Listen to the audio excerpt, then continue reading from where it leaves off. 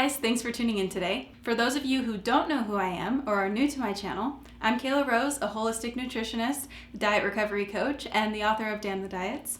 And I help people to stop feeling obsessed around food to get their life, mind, and freedom back. So thanks for joining me for today's video. I'm really excited to talk to you today because I get this question all the time. And so I want you to walk away from this video with a better understanding of some of the major pitfalls around intuitive eating in regards to binge eating, extreme hunger, and food obsession or mental hunger.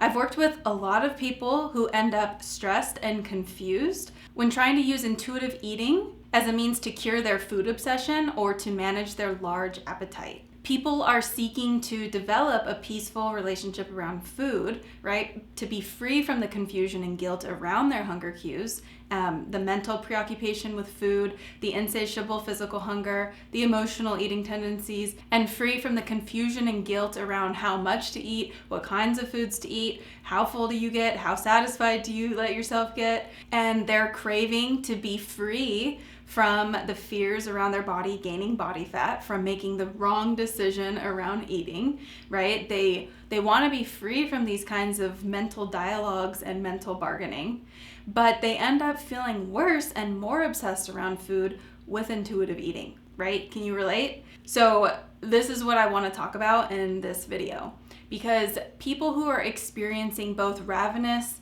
mental and physical hunger, or one or the other, or are binge eating, who are looking to intuitive eating thinking that if they practice intuitive eating, everything's going to be cleared up and they'll overcome this hunger and obsession with food. Now, I want to say that I am not an intuitive eating coach for this reason, because intuitive eating doesn't offer the solution to the real problem that's going on when one is facing such extreme hunger, food obsession, and binge eating.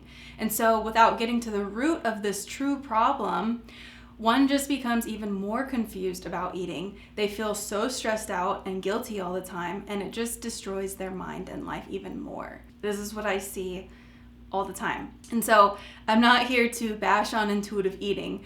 What I am pointing out, though, is that the concepts of intuitive eating, the principles of intuitive eating, aren't able to be properly applied when one is binge eating and facing an extreme hunger physically and or mentally. All right? I just want to get that out of the way really quick because I can see the intuitive eating police in my comments section. Still probably will. But this has to be talked about. So on top of this, these people may use intuitive eating to gain to a normal weight or try to maintain their starting weight, or now even use intuitive eating as a weight loss tool and are looking to the number on the scale or the size of their pants to determine how to eat and how to make decisions around food, rather than looking at the real problem of what's continuing to contribute to their ravenous mental and physical hunger and extreme draw to food, right? Where their mind is constantly preoccupied with food and it interferes with their focus and concentration, and they're finding it hard to think about other things in life other than food. Right? And so this is the phenomena of food obsession. And this phenomena of food obsession doesn't go away once they're at a certain weight. Or even this phenomenon can't happen to people at all if they're not considered underweight, right? But this is the problem. They are still so afraid that they will become obese or morbidly obese and just gain forever, or that they'll lose their identity as the fit or thin chick, that their fears keep them from doing the thing that will actually help them find freedom. And therefore they continue trying to control themselves around food via intuitive eating and other various philosophies such as reverse dieting and pro-metabolic dieting, which we're going to talk about in a future video. But the reason why this is important to understand is because there are intuitive eating coaches or diet recovery coaches or even eating disorder recovery coaches and even therapists in treatment centers who don't understand the extreme hunger element and therefore cause so much confusion and stress for people and guilt, and they aren't offering the solution to this specific problem, right? And if one doesn't address their extreme physical hunger, binge eating, and mental obsession around food, i.e. extreme mental hunger first, intuitive eating will only make them feel even more stressed around food, guilty all the time, and still mentally obsessed around food. And it often doesn't allow for the basal metabolic rate to rise either. So in other words, it doesn't allow for a full rehabilitation process to occur of the mind and the body.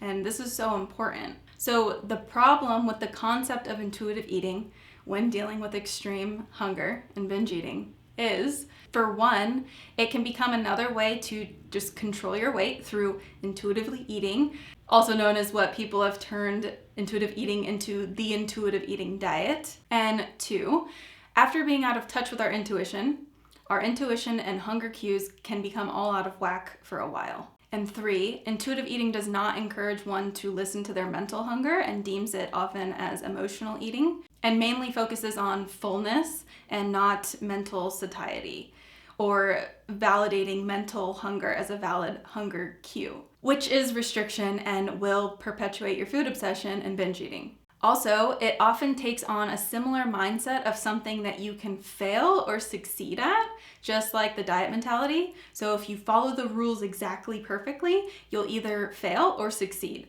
So one may cling tightly to hunger and fullness as a set of rules. For example, right, you ate extra spoonfuls of peanut butter, even though physically you felt full. Therefore, you failed and you emotionally ate, right? Additionally, intuitive eating suggests against binge eating, often missing the purpose behind the body and mind's desire to binge.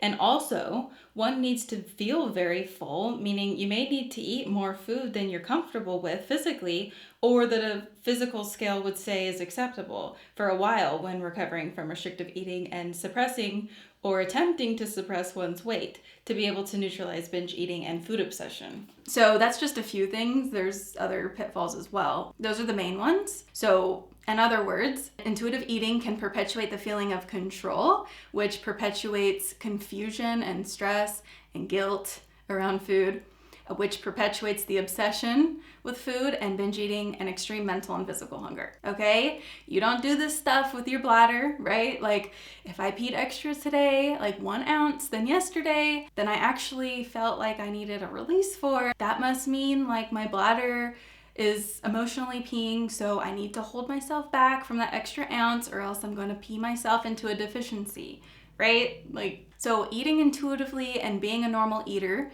is the goal long term, but you can't just go from restricting your food and crazily working out and feeling obsessed around food to eating just a normal amount of food and, as if you were recovered and your body's not malnourished and restricted, and just, eating when you're hungry and stopping when you're full, at peace. This is actually a big mistake people make, is trying to skip the recovery process of rehabilitating your metabolism, your hormones, your body temperature, your brain, and all else, right? And rehabilitating your mind. So this is the number one priority before you start thinking about anything else, right? That's where your focus needs to be, rehabilitating your metabolism, your hormones, your adrenals, via rehabilitating both your physical and mental extreme hunger, and rehabilitating your mind simultaneously. So making the necessary mindset shifts around your relationship towards exercise, towards food, towards yourself, and towards your body, right? And so if you don't understand these things, you won't ever become just a normal intuitive eater, right? And when you try to be an intuitive eater, you're going to be confused, stressed, guilt-ridden, anxious, and obsessed around food. And by following this, you're actually being intuitive by doing this. Now, the counterintuitive thing to do here is to stop trying to be an intuitive eater. You need to get out of your rut and out of what you're familiar with, aka familiar with the perceived control around body and food. And you may say, well, I'm doing this and I'm doing that and I'm following this and I'm following that. But these are just a bunch of excuses from getting real with yourself about your fears around weight gain and the control that you're still trying to hold around, right? So if something's not working with intuitive eating, you need to change it in order to get what you're trying to do to work, and take a hard look at the things that you're trying to avoid. right? The biggest mistake I see is that people are inflexible. They just lock into something that they find. It may have worked initially, they found some relief, and so they just latch onto it and they don't want to let go when it only gets them so far, and then they're stuck. So what are some of the things that you can do to get out of the rut that you fell into and shake things up a little bit, right? So whatever you're doing, it's time to make a shift. And when you make this shift, it's important that you give it enough time to play out. Healing doesn't always feel good, right? So you often need to give your body more time. And just because you're feeling worse in the beginning or for a time being doesn't mean that, you should stop recovery altogether and try something more comfortable. So keep an eye on yourself, your overall mental health, not just the number on the scale or how uncomfortable you feel in your body, in your healing body, each time that you make a change. All right, so this is just a brief introduction, but at the end of the day, a lot of these approaches are there to just keep people feeling comfortable and not really having to take a hard look at the hard and uncomfortable work that has to be done. So this is just a brief introduction to the pitfalls of intuitive eating when trying to overcome binge eating, extreme hunger, constant mental hunger, and things of this nature. So I love to see you in my community forum on my website to keep the discussion going over there. If you go to damnthediets.com, you can sign up for the forum. It's free. I love to see you in there. So I hope that this video has offered some clarity, and I will see you in the next video. Bye for now.